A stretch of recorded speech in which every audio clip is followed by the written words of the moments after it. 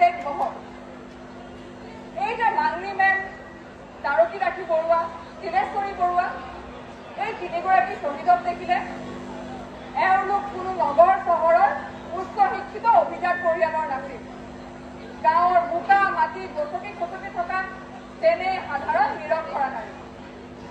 এওঁলোকৰ চৰম ত্যাগে আপোনালোকক স্বাধীনতা দিলে। তেওঁলোকে ঠিকেই বুজি পাইছিল স্বাধীনতাৰ অৰ্থ, কাৰণ তেওঁলোকে দেখা পাইছিল দেউতাক ৰথ কাছিয়নি লৈ পথাৰৰ ওপৰেদি উৰি যোৱা মুক্ত পক্ষীৰ জাক।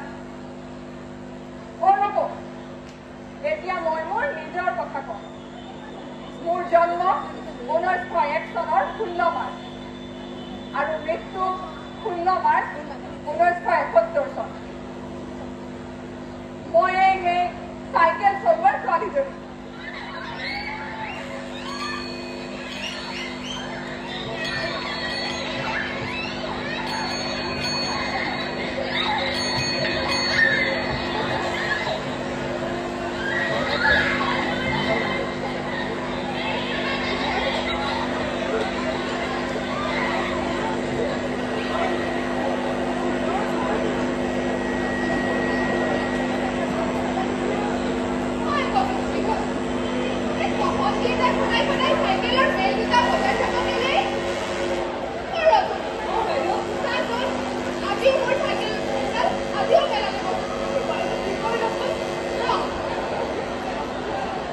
চাইকেল দুখনক লৈ দীঘৰ কেইটাৰ কৌতুহলৰ অন্ত নাই।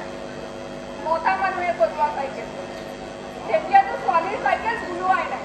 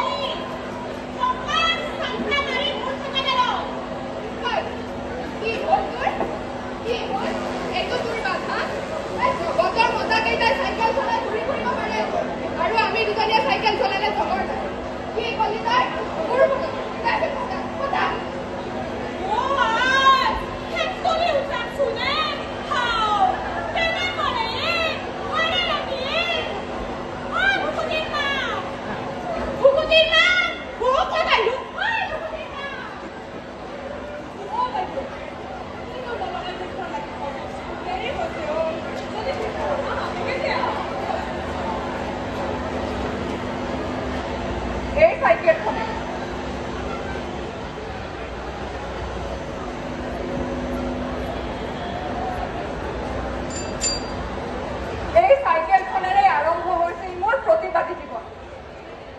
এইজনী মই তৰুণী চন্দ্ৰপ্ৰভা আৰু এইজনী মোৰ মৰমৰ ভনী ৰজনী প্ৰভা, অসমৰ প্ৰথম মহিলা ডাক্তৰ। ৰজনী, তহঁত দুজনী যাগৈ যা, মুখ হাত কেইটা ধুই কিবা এটা খাই ল'বি।